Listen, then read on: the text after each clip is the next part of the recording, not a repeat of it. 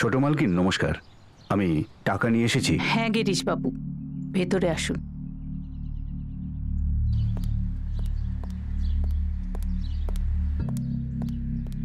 নমস্কার মালিক। নমস্কার মালিক,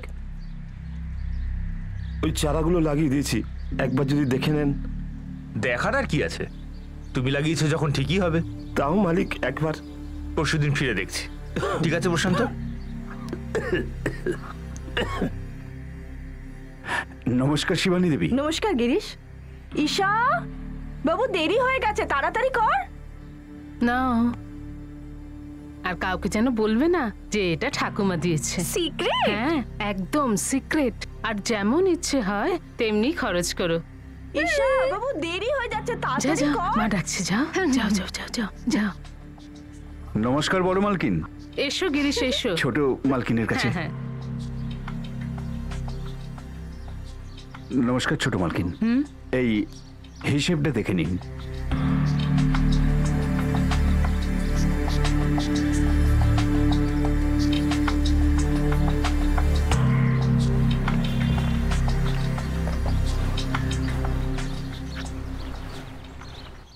মা, পরশুদিন আমি ফিরে আসবো। ঠিক আছে বাবা, ঠিক করে যাস। আচ্ছা, দেখলাম প্রশান্তের খুব জোর কাশি হচ্ছে, তাই আমি ওকে কাল দিনটা ছুটি দিয়েছি। ভালো করেছিস, ওকে বিশ্রাম নিতে দে। আমি আর পরদিনই ঠিক সামনে নেব বাগানটা।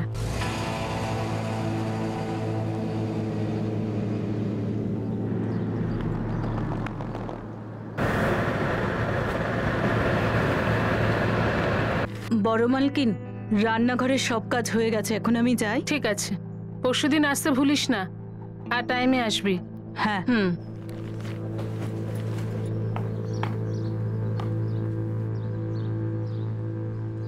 এই নিন 7 লাখ আছে। আসি তাহলে। নমস্কার ছোট মালকিন।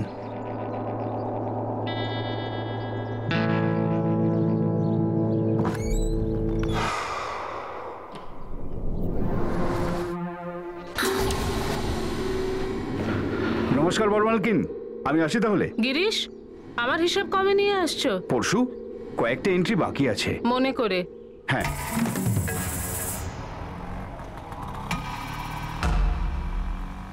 এই রাজ পরিবারে কালকে অনেক কিছু ঘটনা ঘটবে, অনেক কিছু। আর এই অনেক কিছুর প্ল্যানিং হয়তো আজকে হয়েছে, আর পরের দিনে ঠিক সকালবেলা এই ঘটনার রহস্য জানা গেল। ভয়ঙ্কর ঘটনা।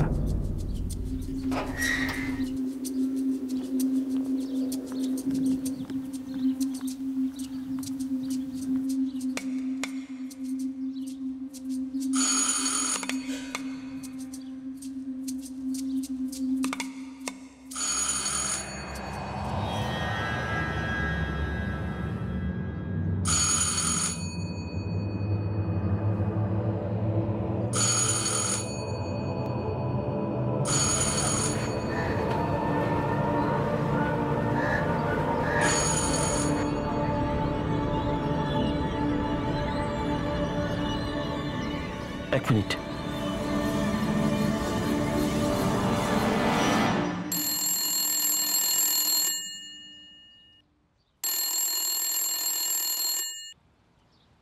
ফোনটাও কেউ দেখছি ধরছে না। মালিকেরও তো আজ আসার কথা, ওনাকেই ফোন করি।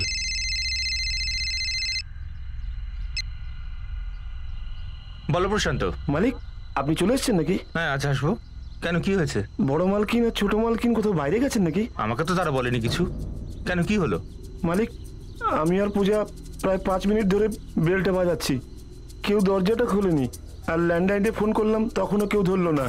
আপনি যে নাম্বারটিতে ফোন করেছেন সেটি এখন পরিষেবা সীমার বাইরে। মা আর দিদি কাউকেই ফোনে পাচ্ছি না। বাড়িতে সব ঠিকই আছে নিশ্চয়ই? বলো। মা, পদ্মিনী, মা, মা, পদ্মিনী, মা। বড় মালকিন, ছোট মালকিন, বড় মালকিন, মা, বড় মালকিন, মা,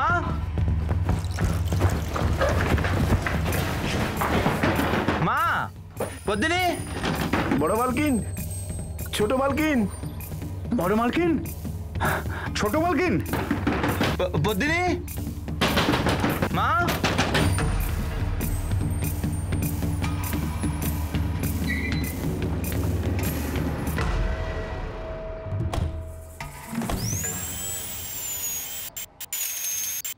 আমি পরশুদিন আমার বউ শিবানীর বাপের বাড়ি গেছিলাম পরিবার নিয়ে। আজ সকালে যখনই ফেরার জন্য তৈরি হচ্ছি তখনই ফোন এসে গেল। কার ফোন এসেছিল আদিত্যবাবু? আমাদের মালি প্রশান্তর। আপনার মা, দিদি, পদ্মিনী কি কোথাও যেতে পারে? হ্যাঁ মানে যেরকম বাকি লোকেরাও আসা যাওয়া করে সেরকমই, কিন্তু এরকম না বলে এর আগে কখনো কোথাও যায়নি ওরা। না সাহেব, রোজ আসি না, একদিন ছাড়া একদিন আসি। পরশু এসেছিলাম আর আজকে এলাম। তোমারও কি একই সিস্টেম, একদিন ছেড়ে আরেকদিন? আগে না স্যার, আমি রোজই কাজ করি, কিন্তু পরশুদিন একটু শরীরটা খারাপ হওয়াতে আদিত্য স্যার বলেছেন আমাকে ছুটি নিয়ে নিতে। প্রশান্ত, এত কাশি হচ্ছে কেন তোমার? ও একটু ঠান্ডা লেগে কাশি হয়েছে মালিক। তাহলে আজকে কাজে এলে কেন? অতটাও খারাপ অবস্থা নয় মালিক, ঠিক হয়ে যাবে। এই কাশি নিজে নিজে ঠিক হয়ে যায় না। একটা কাজ করো, ডাক্তার দেখিয়ে কালকে দিনটা আরাম করো, পরশু দিন আবার কাজে এসো। আর এমনিতেও আমি আজ আর কাল এখানে থাকছি না। আর আপনি? আগে আমি এই পরিবারের জমি জমার হিসেব দেখি। পরশু এসেছিলাম ছোট মালকিন পদ্মিনী দেবীর জমি জমার হিসেব দিতে, আজ আমার বড় মালকিন গায়ত্রী দেবীকে হিসেব দেওয়াচ্ছিল। আদিত্যবাবু, আপনাদের এত বড় বাড়ি কিন্তু একজনও সিকিউরিটি গার্ড নেই কেন? তার কারণ কখনো সেরকম প্রয়োজনই পড়েনি। স্যার, আদিত্যবাবু আপনি দাঁড়ান। প্রথমে আমরা ঢুকবো, দেখবো সবকিছু ঠিক আছে কিনা। ইন্সপেক্টর, মা আর পদ্মিনীর ঘর উপরে।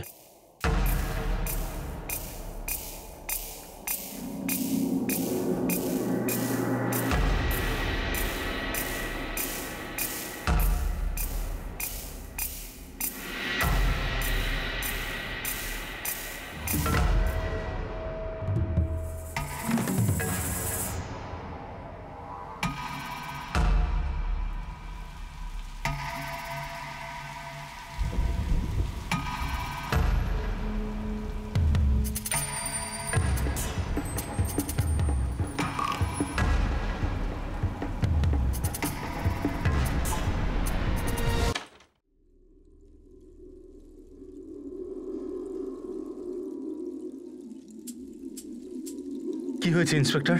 ম্যাডাম, আপনি বাচ্চাটাকে এখানেই রাখুন। আদিত্যবাবু, আপনারা দুজন ওপরে আসুন। কি হয়েছে ওপরে? বাচ্চা বাইরে প্লিজ।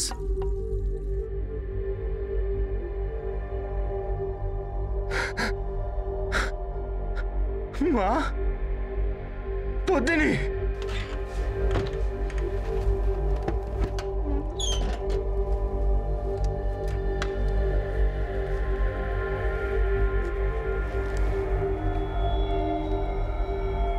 স্যার আশ্চর্যের, আলমারির দরজাটা খোলা, কিন্তু কেউ ক্যাশকে হাতও লাগায়নি, লাখের ওপরে আছে। মা, পদ্মিনী। পদ্মিনী দেবীর বডি দেখে মনে হচ্ছে যে ইলেকট্রিক শকে ওনার মৃত্যু হয়েছে। যখন হিটারে হাত মা গায়ত্রী দেবীর, আর গলায় স্ট্র্যাঙ্গুলেশন মার্কও রয়েছে।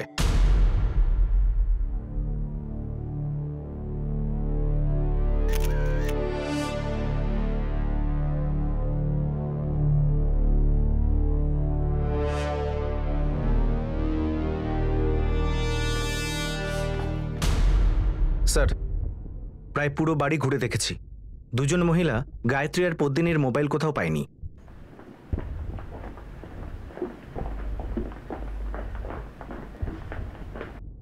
স্যার, বাড়ির কোনো জানলা দরজাতে কিন্তু জোর জবরদস্তি ঢোকার কোনো প্রমাণ পাওয়া যাচ্ছে না। বাড়ির বাইরের দরজাটা সেলফ লকিং দরজা। যে ভেতরে এসেছিল সে চুপচাপ এই দরজা দিয়েই বাইরে চলে গেছে। স্যার, খুনি কোনো চেনা জানা লোক হবে। বাড়ির মালিক প্রশান্তকে ছুটি দেওয়া হয়েছিল, চাকরানি পূজার এমনিতেই ছুটি ছিল, আর অ্যাকাউন্টেন্ট গিরিশবাবুর আজকে আসার কথা ছিল। বাড়ির বড় ছেলে আদিত্য, ওর স্ত্রী শিবানী আর মেয়ে ঈশাও বাড়ি ছিল না যখন মার্ডার হয়। আমাদের সামনে অনেকগুলো সূত্র আছে, এখন দেখতে হবে এই মার্ডারগুলো চক্রান্তের পেছনে কোন সূত্র আছে। দুজন ভদ্রমহিলার মৃত্যু দম আটকানোর জন্য হয়েছে। দুজনেই 30 থেকে 48 ঘন্টা আগে মারা গেছে। 30 থেকে 48 ঘন্টা আগে? ডক্টর, এতটা ওয়াইড রেঞ্জ? তার মানে খুনটা গতকাল 19শে জানুয়ারি বা তার আগের দিন 18 জানুয়ারি, যে কোনো দুটো দিনের মধ্যেই হতে পারে। হ্যাঁ, পসিবিলিটিস তাই। এই পদ্মিনীর বডিটা কালো হয়ে গেছে, এটা ইলেকট্রিফিকেশনের জন্য? হ্যাঁ, কিন্তু এই কালো রঙের জন্য গলার দাগটা পুরো মিলিয়ে গেছে। কিন্তু এনাকে ইলেকট্রিকিউটও করা হয়েছে। গায়ত্রী দেবীর শ্বাসরোধ করা হয়েছে। কোনো সেক্সুয়াল অ্যাসল্ট? নো, প্রাইমারিলি তো মনে হচ্ছে এই মার্ডারের চক্রান্তের সব প্ল্যানিং ভুল হয়ে গেছে।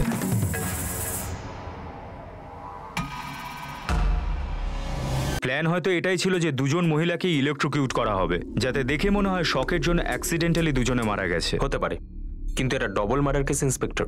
ওই বাড়িতে বিগত 48 ঘন্টার মধ্যে খুব বাজে কিছু ঘটনা ঘটেছে। ডক্টর, বাজে তো কিছু হয়েছেই, কিন্তু এটা বিগত 48 ঘন্টায় হয়েছে না আগে থেকেই হচ্ছে, এটা তো শুধু সময় বলবে। 48 ঘন্টা আগে কি প্ল্যানটা করা হয়েছিল? 18ই জানুয়ারি গায়ত্রী দেবীর ছেলে আদিত্য ওর ওয়াইফ এবং মেয়ে দুদিনের জন্য বাইরে ট্রিপে গেছিল। স্টাফেরাও ওখানে দুদিন যায়নি, সবাই 20 তারিখেই আসে। অনেকগুলো অদ্ভুত ব্যাপার রয়েছে, কিন্তু সবচেয়ে অদ্ভুত ব্যাপার হলো এটাই, এত বড় বাড়িতে একটাই চাকর ছিল, আর সেও নিজের ইচ্ছা মতো যাতায়াত করত। আর বাড়ির মালি 18 তারিখেই অসুস্থ হয়, আর 19 তারিখে ওকে ছুটি দেওয়া হয়, আর 18 তারিখে বা 19 তারিখে এই বাড়িতে ডাবল মার্ডার হয়। আমরা আমাদের ইনভেস্টিগেশন একটা স্পষ্ট সন্দেহ থেকে শুরু করি যে পরিবারের মধ্যেই কিছু আছে।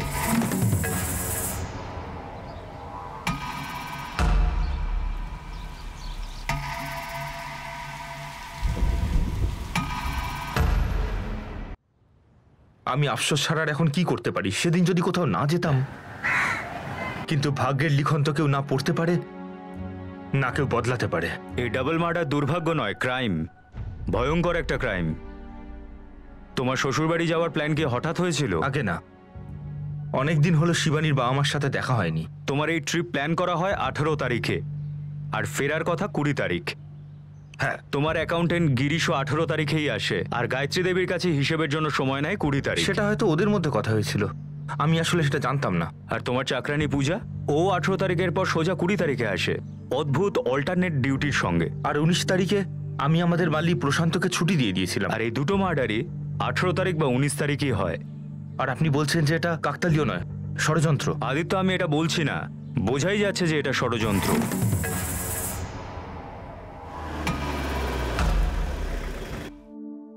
তুমিও চলো না ভেতরে, আমার বেশি সময় লাগবে না। আরে আমি তোমাদের দুই বান্ধবীর আলোচনার মধ্যে কি নাক গলাবো বলো তো? তুমি ঈশাকে নিয়ে গিয়ে বৈশালীর সাথে দেখা করো, আমি একটা কাজ সেরেই আসছি। ঠিক আছে, তোমার যা ইচ্ছে, কিন্তু আদিত্য আমাদের ম্যাক্সিমাম 1 ঘন্টার মধ্যে বেরোতে হবে, তার মধ্যে চলে এসো।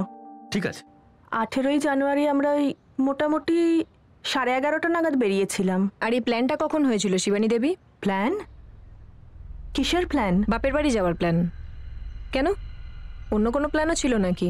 দেখুন, কোনো প্ল্যানই হয়নি, শুধু 17ই জানুয়ারি রাতে আমি আমার হাজবেন্ডকে বলি যে আমি আমার মায়ের বাড়ি থেকে ঘুরে আসতে চাই, তো উনি বললেন ঠিক আছে কাল যাবো, ব্যাস। আমার আর শিবানীর ওর বাপের বাড়িতে যাওয়া এমন কি বড় অপরাধ হয়ে গেল ইন্সপেক্টর? তুমি তোমার শ্বশুর বাড়িতে যাও আর অপরাধটা তোমার বাড়িতে হয়ে যায়। আগে যদি জানা থাকতো বাড়িতে এরকম ঘটনা ঘটবে তাহলে আমি হতে দিতাম? নাকি আপনি এটা বলছেন যে আমি আগে থেকেই জানতাম এরকম একটা ঘটনা ঘটবে, তাই জন্য আমি আমার বউ শিবানী আর মেয়ে ঈশাকে নিয়ে বাড়ির বাইরে ছিলাম? গিরিশ তোমার অ্যাকাউন্টেন্ট, প্রশান্ত তোমার মালি, আর পূজা চাকরানি, এই 3 জনও বাইরে ছিল। তার মানে আমরা সবাই মিলে আমার মা আর আমার বোনের হত্যার ষড়যন্ত্র করেছি। কেন এত আগেরটা ভাবছো? আগে এটা বলো যে পূজা অল্টারনেট ডেতে কাজে আসে, এটা কেন? আমরা কোন চাকরকে কবে আর কিভাবে ডাকবো সেটা আমাদের পার্সোনাল ম্যাটার। আর সিকিউরিটি না থাকাটাও পার্সোনাল ম্যাটার।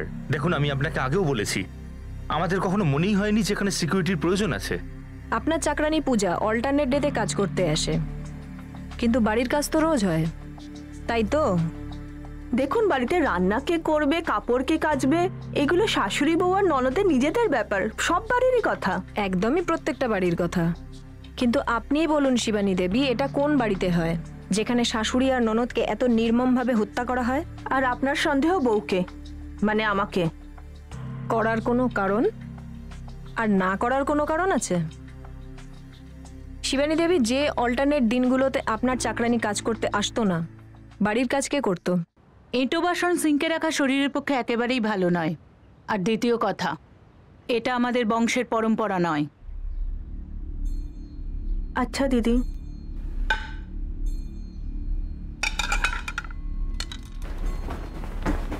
গায়ত্রী দেবী আর পদ্মিনী দেবীর যা কিছু সম্পত্তি, আমি তার রক্ষণাবেক্ষণ আর অ্যাকাউন্টসটা দেখি। জমি ভাগ করা হয়েছে মা, মেয়ে আর ছেলের মধ্যে? এ তো বড় মালিকের ইচ্ছার ব্যাপার, তাই মৃত্যুর আগে 3 জনকে সমস্ত সম্পত্তি ভাগ করে দিয়েছেন। আপনি গায়ত্রী দেবী আর পদ্মিনীর হিসাব সামলান, আদিত্যর কেন নয়? কারণ ওনার হিসেবপত্র উনি নিজেই সামলাতেন একাই। এই বাড়ির মালিক প্রশান্ত, সে কখনো কখনো সাহায্য করত, ওনার খুব প্রিয় লোক। হ্যাঁ, প্রশান্ত তোর কাশি ছিল, তাই 18 তারিখে উনি ওষুধ নিতে এসেছিলেন। বাকি ওই দিন উনি কাজে গেছিলেন কিনা সেটা আমি আপনাকে কি করে বলবো বলুন? আমি এখানে গত 10 বছর ধরে কাজ করছি স্যার। প্রশান্ত 10 বছর অনেকটা কাউকে ঠিকভাবে জানার জন্য। রাজ পরিবার স্যার, কিন্তু দেখুন না, এত সহজ সংস্কারী লোক, তাদের কি হলো? বড় মালকিন আর ছোট মালকিনকে কিভাবে মেরে ফেললো? কেউ বাঁচানোর জন্যও তো ছিল না। অবাক লাগে যে এত বড় বাড়ি কিন্তু কোনো সুরক্ষা নেই, একজনও সিকিউরিটি গার্ড নেই। স্যার, ছোট মুখে বড় কথা, এই কথাটা আমিও কয়েকবার ভেবেছি, কিন্তু মালিককে আমি এই কথা কি করে বলি? আমি হলাম কাজের লোক। প্রশান্ত, আমাদের মনে হয় এই খুনটা পারিবারিক ঝামেলার জন্যই হয়েছে। এমন কি কিছু আছে যেটা তুমি জানো, যা আমরা জানি না? জানা উচিত।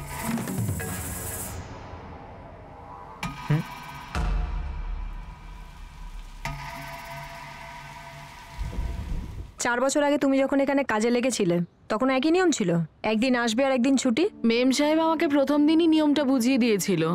মালিকদের কথা তো আমাদের মানতেই হবে। আর বাড়িতে কোনো ঝামেলার কথা জানি না মেম সাহেব, কিন্তু পদ্মিনী মেম সাহেব খুবই রাগী ছিলেন। মানে কথায় কথায় বকতেন, খুবই রাগ করতেন। কাকে বকতো? শিবানী দেবীকে? বকতেন তো সবাইকে, কিন্তু বৌদির উপর বেশি রাগ করতেন। শিবানী, শিবানী। হ্যাঁ দিদি। 4টের সময় মাকে চা দেওয়া হয়, 4টে বেজে 5 মিনিট হয়ে গেছে আর এখনো চা দেওয়া হলো না। করছোটা কি তুমি? দিদি, আমি পূজাকে বলেছি বানাতে। পূজা এখনো চাটা করলো না আর তুমি ওকে জিজ্ঞেসও করলে না ও কেন করেনি? বাড়ির কাজের লোকের ওপর নিজের ভুলটা চাপিও না। তাড়াতাড়ি বলো ওকে চা নিয়ে আসতে, নাকি আমি বলবো যদি ও তোমার কথা না শোনে তো।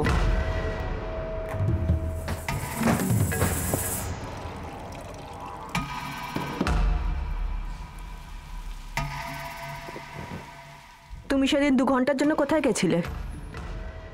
এখন তুমিও আমাকে প্রশ্ন করবে?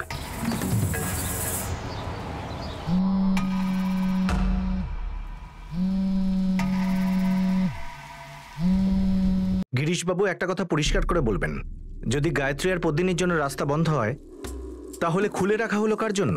যা কিছু সম্পত্তি সবই আদিত্যবাবুই পাবেন, কারণ পরিবারে উনিই জীবিত ব্যক্তি। তোর মুখের এক্সপ্রেশন অনেক কিছু বলে দিচ্ছে প্রশান্ত। ভালো হবে যা জানিস বলে দে। স্যার, আমি সেটাই বলেছি যেটা আমি শুনেছি। প্রশান্ত, তুই সত্যি শুনেছিস না আমাদেরকে মিথ্যে বলছিস সেটা আমরা ঠিক জেনে যাব। স্যার, মাথায় বাজ পড়বে যদি মিথ্যে বলি। জানি না গায়ত্রী দেবী আর পদ্মিনী দেবী কি মিথ্যে বলেছিল যে ওদের উপর সত্যি বাজ পড়লো। দেখুন স্যার, পদ্মিনী দেবী আর আদিত্য স্যারের বনিবনা ছিল না। কোন ব্যাপারে? ওই জমিটাও অনুর্বর হয়ে গেছে। আমরা রোজ যে সবজি খাই সেটা ওই অনুর্বর জমি থেকেই আসে। জমিটা হাইওয়ে লাগোয়া পদ্মিনী। বিল্ডার ওখানে হোটেল বানাতে চাইছে, যার বিনিময়ে ওরা আমাদের মোটা অঙ্ক দিতে রাজি। বিক্রি করার জন্য এর থেকে ভালো দাম আমরা পাবো না, আর এর থেকে ভালো সময়ও আসবে না। কিন্তু ওই জমিটা আমি বিক্রি করব না আদিত্য। ওই জমিটা শুধু মার আর একমাত্র মারই। তুই কেন তোর মতামত পোষণ করছিস? কেন মাথাটা খাচ্ছিস মার? মায়ের বুদ্ধিও এতটা কমজোরি নয় আদিত্য, না আগে কখনো ছিল না পরে কখনো হবে। যে কেউ ওকে খারাপ করতে পারে। মা, বোঝার চেষ্টা করো প্লিজ। বিল্ডার আজ যা দাম দিতে রাজি হয়েছে কাল তা দেবে না। গত 12 বছরে জমির দাম শুধু বেড়েই চলেছে আদিত্য, কিন্তু মনে হচ্ছে ক্রমশ মায়ের সম্মান কমছে। মা যতদিন বেঁচে আছে ওই জমি বিক্রি হবে না। তাহলে সোজা বল না, তুই তার মানে এটা চাইছিস যে মা তার সমস্ত জমি তোর নামে করে দিয়ে যাক? আর তুই চাস যে নিজের জমিটা বাঁচিয়ে রাখবি আর বাকি সবার জমি বিক্রি করে টাকার ভাগ নিবি, তাই না? আদিত্য, পদ্মিনী, তোরা দুজনে চুপ কর। শুরুটা কে করেছে মা? বিল্ডারের অফার কে এনেছিল আদিত্য? আমি বললাম না, চুপ কর তোরা দুজনে। বিক্রি করবো না আমি ওই জমি।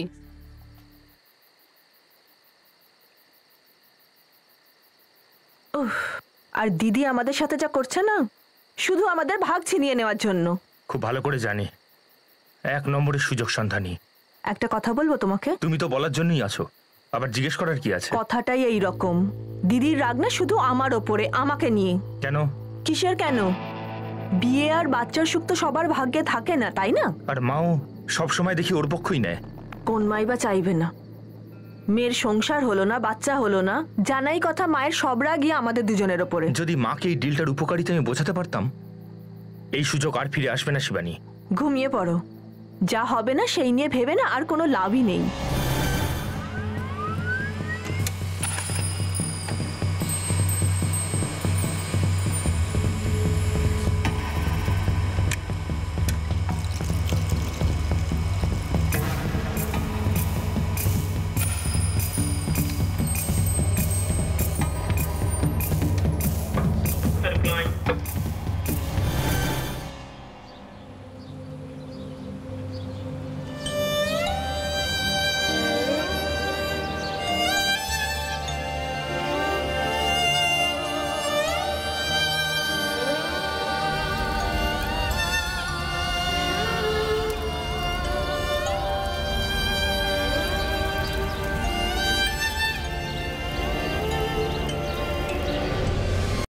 স্যার গায়ত্রী আর পদ্মিনীর ফোন রেকর্ড স্ক্যান করেছি। 19শে জানুয়ারি কোনো কল আসেনি।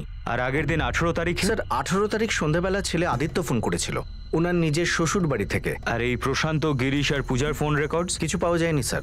তিনজনের সেলফোন লোকেশন বাড়ির আশেপাশে দেখা যাচ্ছে না। আর আদিত্য আর শিবানী? এদের ব্যাপারটা একটু গোলমেলে স্যার।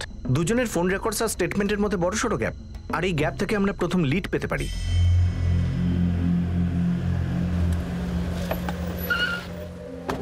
হ্যাঁ মঙ্গেশ, কি বলছিলে তুমি ওই হিটার সম্বন্ধে?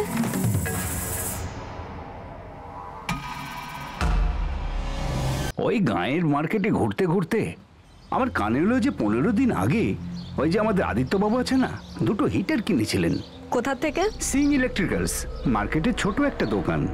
স্যার আদিত্য রাঠোর 18 তারিখ সকাল 6:30 নাগাদ বাড়ি থেকে শ্বশুর বাড়ির দিকে রওনা হন, কিন্তু ওনার কল রেকর্ড বলছে যে দুপুর 2:30 নাগাদ উনি ওনার বাড়ির কাছাকাছি ছিলেন। আর ঠিক বিকেলে শিবানীর বাপের বাড়ি পৌঁছে নিজের মাকে ফোন করে। এরকম নয় তো যে এই মার্ডারগুলো 19 তারিখ নয় 18 তারিখ বিকেলে হয়েছে? দুজনেই 30 থেকে 48 ঘন্টা আগে মারা গেছে। হয়তো আদিত্য গায়ত্রী দেবীর ফোন করে ভাড়াটে গুন্ডাদের সঙ্গে কথা বলে যে ওই সময়ের মধ্যে এই ডাবল মার্ডারটা করে ফেলেছিল, আর গায়ত্রী দেবীর ফোন এই গুন্ডাগুলোর কাছে ছিল। স্যার শিবানীর কাছে 18 তারিখ দুপুর 2:15 নাগাদ একটা কল আসে। কার নাম্বার? কোন এক বৈশালী গুপ্ত স্যার। তুমি ঈশাকে নিয়ে বৈশালীর সাথে কথা বলো, আমি একটা কাজ সেরেই আসছি। মানে 18 তারিখেই কোনো প্ল্যান হয়ে গেছিল।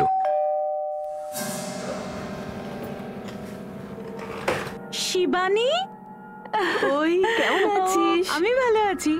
আর ঈশা ম্যাডাম কেমন আছো তুমি? এসো, আয়। হ্যাঁ ঠিক, শিবানী আমার বন্ধু। ও আর ওর মেয়ে দেখা করতে এসেছিল 18ই জানুয়ারি। আর ওরা আপনার বাড়ি থেকে বেরোয় কটায়? প্রায় 2:30 পৌনে 3টের সময়। এই পুরো সময় আদিত্য আপনাদের বাড়ি আসেনি? আগে না, ও কোনো কাজে গিয়েছিল, কিন্তু প্রায় 2:30 নাগাদ ও ওদের পিক আপ করতে এসেছিল। আরে আন্টিকে বাই তো বললে না? By Vaishali aunty. বাই আমার সোনা। আর আপনি আদিত্য বাবু, আপনি তো রাজরা, আমাদের মতো সাধারণ মানুষের বাড়িতে পা রাখেন আরে না। সেরকম কিছু না, একটা কাজ ছিল, নেক্সট টাইম নিশ্চয়ই।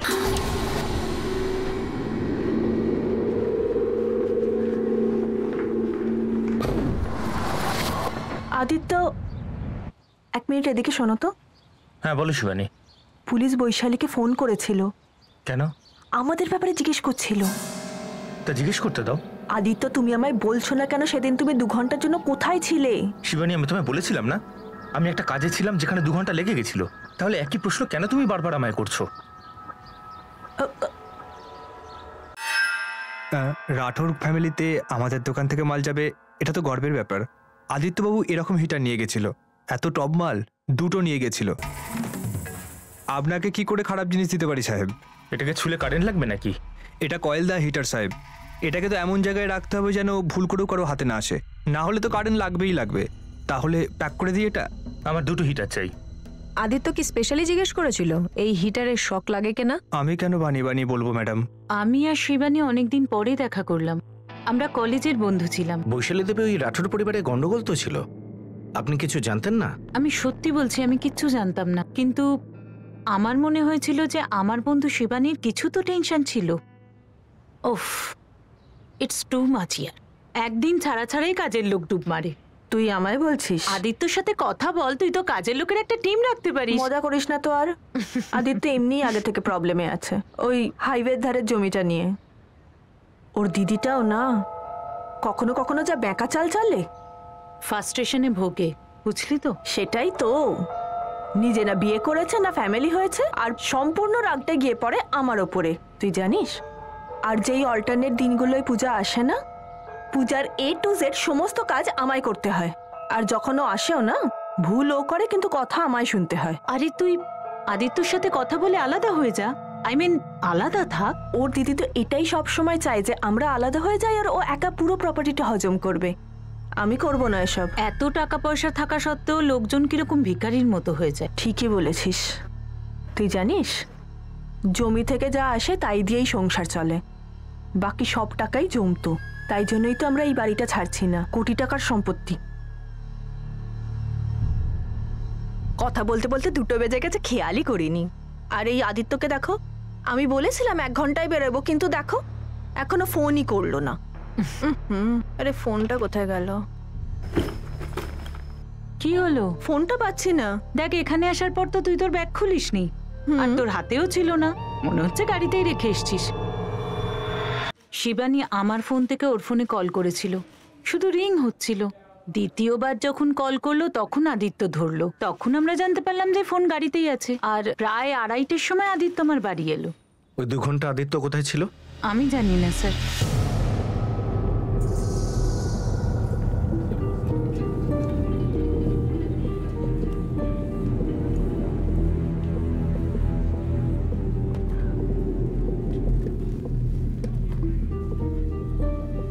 এই লেটেস্ট মডেলটা করতে পেয়েছিস রে তুই? কোত্থেকে মানে? আম খাবে না গাছ বুনবে? লেটেস্ট মোবাইল, লেটেস্ট দাম লাগাও। আমি বৈশালীর বাড়িতে কেন যাইনি? কারণ আমার বোর হতে ভালো লাগে না, যেমন আমি এখন হচ্ছি। শিবানী আর বৈশালীর মধ্যে বান্ধবীদের মতো কথাবার্তা, যার কোনো সম্পর্কই নেই আমার সাথে। কিন্তু এখানে যে কথাগুলো হচ্ছে তার সম্পর্ক শুধু তোমার সঙ্গে। 18 তারিখ দুপুর 2:30 পর্যন্ত তুমি কোনো জরুরি কাজ করছিলে? হ্যাঁ। আর না করার কোনো কারণ আছে? জানি না, আমি তো এটা এখনো জানতে পারলাম না যে ও কি কাজে গেছিল। হঠাৎ আমার মধ্যে কি সমস্যা ইন্সপেক্টর?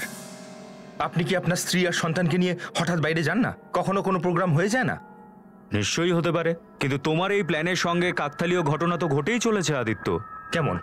17 জানুয়ারি রাতে হঠাৎ শিবানী দেবী বাপের বাড়ি যাওয়ার প্ল্যান করেন। পরের দিন রাস্তায় কোনো পুরনো বান্ধবী বৈশালীর বাড়িতে যাওয়ার প্ল্যান হয়, আর ওখানেও শিবানী বৈশালীর সঙ্গে দেখা করে। তুমি নও, তুমি কোনো রহস্যময় কাজের জন্য গায়েব হয়ে যাও। এরপরে কাউকেই বলনি যে ওই কাজটা কি ছিল। কোথায় গিয়েছিলে আদিত্য? আমি একটা পার্সোনাল কাজে গিয়েছিলাম। কোন পার্সোনাল কাজ? আমি বললাম না পার্সোনাল। আদিত্য, আমরা কিন্তু জানি তুমি কোথায় ছিলে। তাহলে বলুন বলুন। পুরো গ্রামে জিজ্ঞাসাবাদ করেছি আমরা।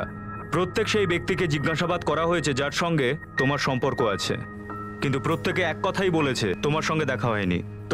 তো এই ব্যাপার যে একটা লোক তোমাকে দেখেছিল। কোথায়? তোমার ক্ষেতের কাছে, তোমার বাড়ির খুব কাছে। তুমি গাড়ির ভেতরে বিশ্রাম করছিলে।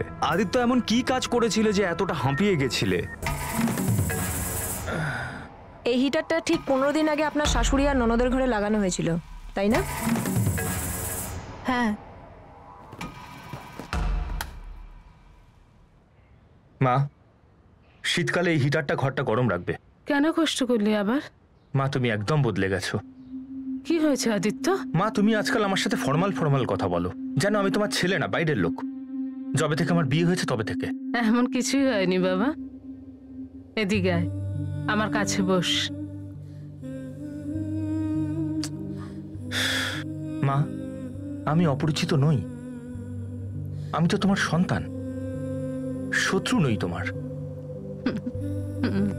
প্ল্যান এটা ছিল তোমার যে এই মার্ডারগুলোকে অ্যাক্সিডেন্টের রং দেওয়া বা হয়তো সুইসাইডের। কিন্তু প্রবলেমটা এটাই হলো যে যাদেরকে হায়ার করা হয়েছিল তারা অপদার্থ, আর তোমার মিশনটা ফেল হয়ে যায়। সরি, এখন আপনার ইনভেস্টিগেশন ফেল করছে, আর আপনার কমন সেন্সও, কারণ আপনি কেবল বাজে কথা বলছেন। ওই হিটার 15 দিন আগে, মাত্র 15 দিন আগে লাগিয়েছিল ওই রুমগুলোতে। এমন হিটার্স যেগুলো শক দিতে পারে। আপনি আর আমি একই জায়গার বাসিন্দা, আর আপনি আর আমি দুজনেই খুব ভালো করে জানি যে লাস্ট 15 দিনে কি তীব্র ঠান্ডা পড়েছে। ঠান্ডা থেকে বাঁচবার জন্যই ওই হিটার আমি মা আর দিদির ঘরে লাগিয়েছি, আর একটা হিটার আমার ঘরে লাগিয়েছি। আর তুমি সিং ইলেকট্রিক্সের মালিক শঙ্কর সিংকে জিজ্ঞেস করেছিলে, ডবল চেক করেছিলে যে হিটারের কয়েলকে ধরলে পরে তাতে শক লাগবে কি? জানতে চেয়েছিলাম, নিশ্চয়ই জানতে চেয়েছিলাম, যাতে এই কথাটা আমি আমার মা আর দিদিকে বলতে পারি, যাতে হিটারের সুইচ অন করে ওরা ঘরের বাইরে না যায়। কারণ আমার ছোট মেয়ে ঈশা ওই ঘরে আসে যায়। যদি কোনোভাবে ভুল করে ঈশা ওই কয়েল ধরে ফেলতো তাহলে যা খুশি তাই হতে পারতো। কিন্তু আপনি তো এই কথাটাকে না জানি কোথা থেকে কোথায় নিয়ে গেলেন। তোমার আর পদিনের মধ্যে সম্পর্কটা কেমন ছিল? বানিয়ে বানিয়ে গল্প বলছেন আপনারা আমাদের ফাঁসানোর জন্য। মানছে যে আদিত্যর পদ্মিনী দিদির সঙ্গে ঝামেলা হতো, এমনকি ওর মায়ের সাথেও অনেকবারই ঝামেলা হয়েছে, কিন্তু ও কারুর খুন করা বা করানোর মতো লোকই নয়। মনোমালিন্য কন্টিনিউ ছিল, ছোট ছোট কথা নিয়ে, বড় বড় সমস্যা নিয়ে টেনশনও থাকতো, কিন্তু তার কারণ আমি ছিলাম না, ওই পদ্মিনীর জন্য, যার মাথা সবসময় সপ্তমে চড়ে থাকতো। আমি আজ পর্যন্ত তোর লোক গিরিশের সম্বন্ধে কিছু বলেছি? গিরিশবাবু আমার লোক আবার কবে থেকে হলো? ওর দাদু ঠাকুরদা আমাদের দাদু ঠাকুরদার মুনিম ছিল, ব্যাস। আশ্চর্য তো, একটা পুরনো ব্যাপার নিয়ে তোরা দুজনে কেন দুজনের মধ্যে ঝগড়া করছিস? মা, পদ্মিনীর কোনো অধিকার নেই, ও প্রশান্তর উপর চেঁচামেচি করে। মা, আমাকে এটা বলবে যে প্রশান্ত কিভাবে এই বাড়িতে পা রাখতে পারে? ওকে এই অধিকারটা কে দিয়েছে? কোথায় যাচ্ছ প্রশান্ত? ছোট মালকিন ওই পিছনে যাচ্ছিলাম বাগানের থেকে কোদালটা আনতে। যখন আদিত্য নেই তখন তুমি বাড়ির ভেতরে এলে কেন? ওই বাগানের অনেক কাজ পড়ে আছে মালকিন, আর কোদাল ছাড়া হবে না, এই জন্য এলাম। তুমি কেন আসো সবাই সবকিছু জানে। যাও, বেরিয়ে যাও এখান থেকে। আর ভবিষ্যতে এই বাড়ির ভেতর পা রাখবে না। তুমি একজন মালি, বাগানেই থাকো, বুঝেছো? বিগত 10 বছর ধরে প্রশান্ত এই বাড়িতে কাজ করে, কিন্তু তোর কি সমস্যা? কারণ ওকে আমি নিয়ে এসেছি, ও আমার কথা শোনে? একদমই নয়। আমার শুধু এইটুকু বলার যে ও আমাদের বাড়ি চুরি করেছে, আর দ্বিতীয়বার যে চুরি করবে না তার কি গ্যারান্টি আছে? পদ্মিনী খুব সন্দেহ করতো, বাতিগ্রস্ত ছিল। 1 সেকেন্ডে কারুর উপর দোষ চাপিয়ে দিত যে ও চুরি করেছে, ও আমাকে খারাপ চোখে দেখেছে, ও এই রকম, ও সেই রকম। শুধু ওকে চুপ করাবার জন্য আমাদের মধ্যে মাঝে মাঝে ঝগড়াঝাটি লেগে থাকতো। কিন্তু তার মানে কখনোই এটা নয় যে আমি আমার মা আর দিদিকে খুন করব, কখনোই নয়। ইন্সপেক্টর, এত কিছু পরিষ্কার করে বলার পর যদি আপনার কখনো মনে হয় যে আপনার কাছে কোনো প্রমাণ আছে, তাহলে আমাকে গ্রেফতার করতে পারেন, নয়তো বিনা প্রমাণে হ্যারাসমেন্ট বন্ধ করুন। আর আমার ফ্যামিলি ম্যাটারে নাক গলানো, সেটা এখনই বন্ধ করুন।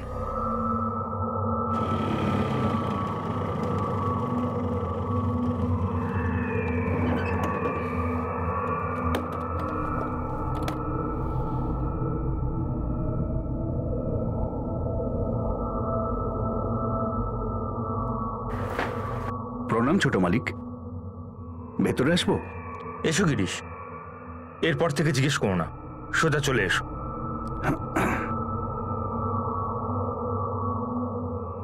স্যার, যা কিছু হয়েছে বাড়ির ভেতরে হয়েছে। পুরো সুবিধা আদিত্যর হয়েছে, কিন্তু আমাদের কাছে ওর বিরুদ্ধে কোনো প্রমাণ নেই। বাকি রইল স্টাফেরা, মালি প্রশান্ত, চাকরানি পূজা, অ্যাকাউন্টেন্ট গিরিশ। এদের সবার ব্যাকগ্রাউন্ড চেক করা ক্লিয়ার আছে। সম্পর্কে ফাটল ছিল, আর এই ফাটলগুলোতে নোনাও ধরেছিল।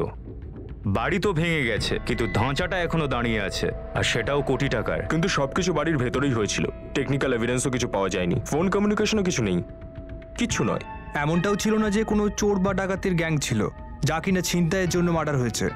টাকা তো ওখানেই ছিল, কেউ ছোঁয়নি পর্যন্ত। 7 লাখ ক্যাশ। কোনো বাইরের লোক কেন করতে যাবে? কিন্তু অ্যাকচুয়ালি বাইরের লোক ইনভলভ ছিল, টাকাও ইনভলভ ছিল। আর আমাদের প্রথম সন্দেহটাই সঠিক প্রমাণ হলো যে এই খুনগুলো একটা বিকৃত প্ল্যানের ফলস্বরূপ। আর এই সিদ্ধান্তে বাইরে থেকেই পৌঁছেছি। যেই ও ফোনটা আমাকে দেখালো, আমি ঠিক বুঝে নিলাম যেটা চুরির মাল। আমি ভাবলাম আপনাদের খবর দিয়ে দিই। কে ওই লোকটা? থাকে কোথায়? ওর নাম হলো অরবিন্দ চৌহান, আমাদের দুর্গানগরেই থাকে। করে কি? ছোটখাটো 2 নম্বরই ধান্দা। এই অরবিন্দকে তুলে নাও, ছোটখাটো কিছু কথা বলি। হ্যাঁ গিরিশ বাবু, ভেতরে আসুন।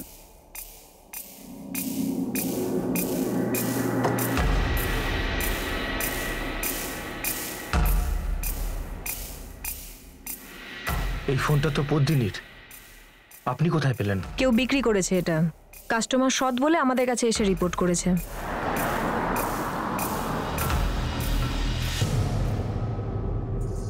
কি হয়েছে স্যার? এবার আর কি জিজ্ঞাসা করা বাকি আছে স্যার? এটাই যে তোর মালকিনের হত্যায় তুই চারা ছিলি না গাছ? কি? হ্যাঁ, তুই শুধুই মালি ছিলি নাকি তুই অন্য কিছু ছিলি? চলো।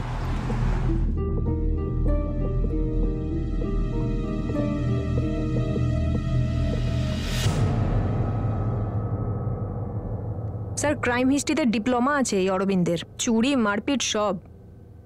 আর দুটো খুন করে একেবারে পিএইচডি করে নিলি? না স্যার, না, আমি তো শুধু টাকার লোভে ওখানে গেছিলাম। সেটা কি বলবো স্যার? সব কিছু বলবি তুই অরবিন্দ? তোর পিএইচডি ভাইভা এক্সাম আজ। বললাম তো সাহেব, ওই বাংলোর মালি প্রশান্ত চ্যান্দেল, ও যা বলেছে আমি তাই করেছি। আর এই প্রশান্ত, এ কার কথা শুনছিল?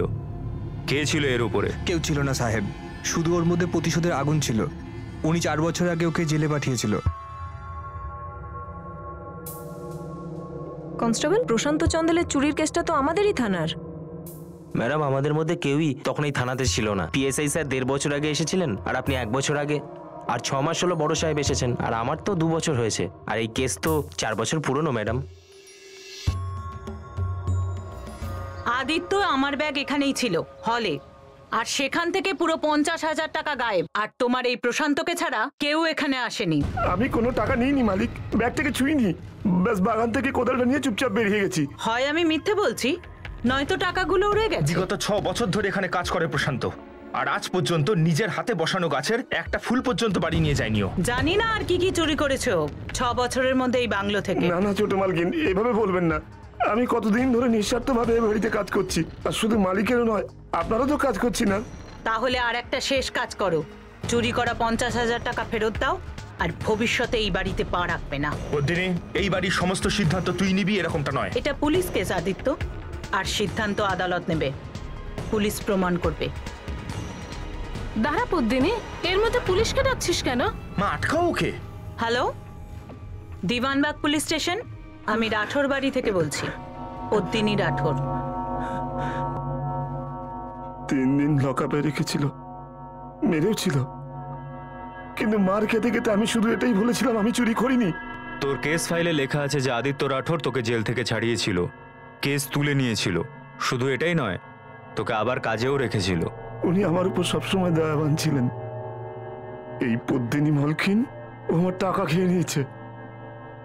ওর জন্য আমি প্রায় 6 মাস কাজ করেছি। যখন গিরিশবাবু অসুস্থ ছিলেন, পুরো 30,000 টাকা পাওনা ছিল। আমার উপর চুরির অপবাদ দিয়ে আমাকে টাকাটা দিল না।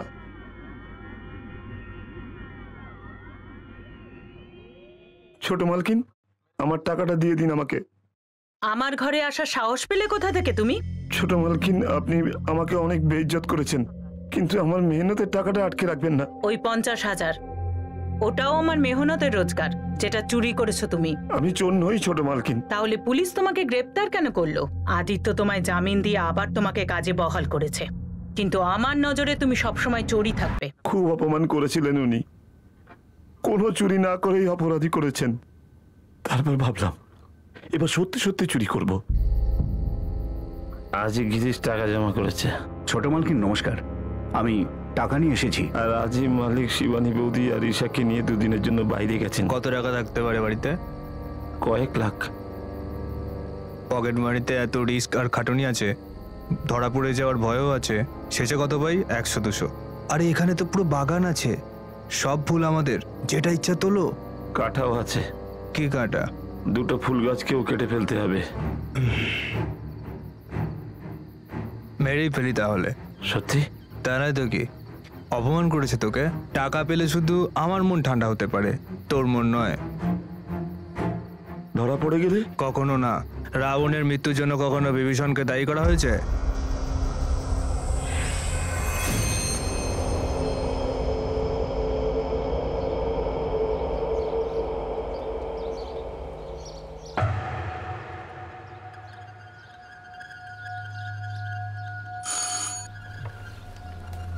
জিনিসগুলো নেব।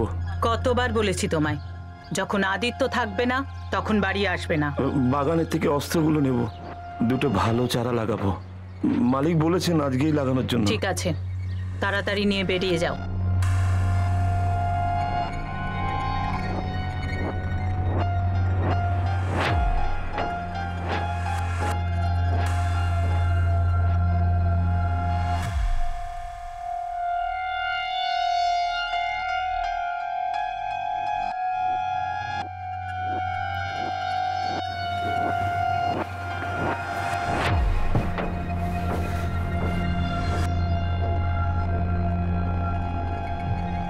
তুমি, এটা কে তোমার সাথে? প্রশান্ত, তুমি কিন্তু তোমার সীমা ছাড়াচ্ছ। এবার আপনি দুনিয়া পার করবেন ছোট মালকিন। মানে?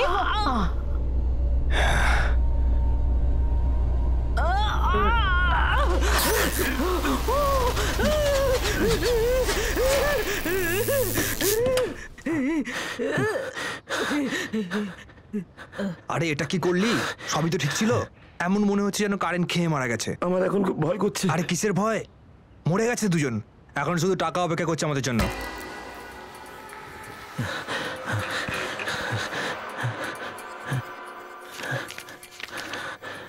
এটা তো 10,000 টাকাই আছে।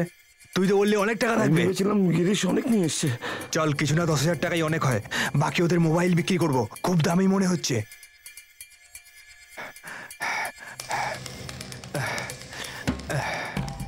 এটা কি করছিস? আরে অ্যাক্সিডেন্ট মনে হতে হবে ভাই।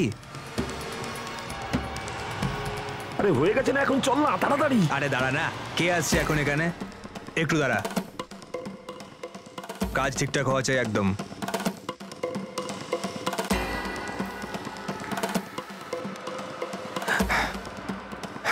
এবার ঠিক আছে, মনে হচ্ছে মা মেয়ে কারেন্ট খেয়ে মরে গেছে। চল।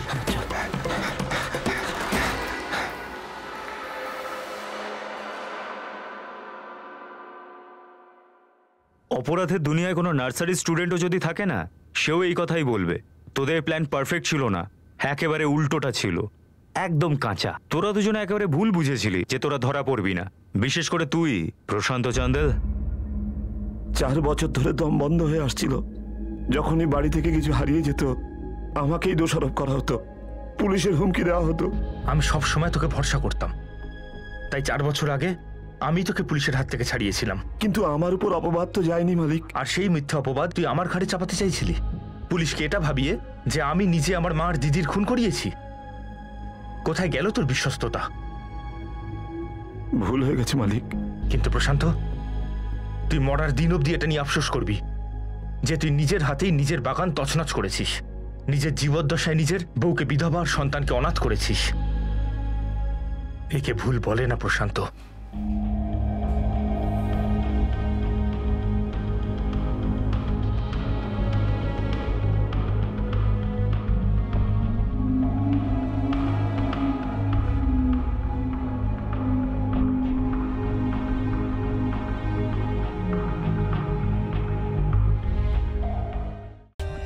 For more updates, subscribe to our channel, click the show links and enjoy watching the videos.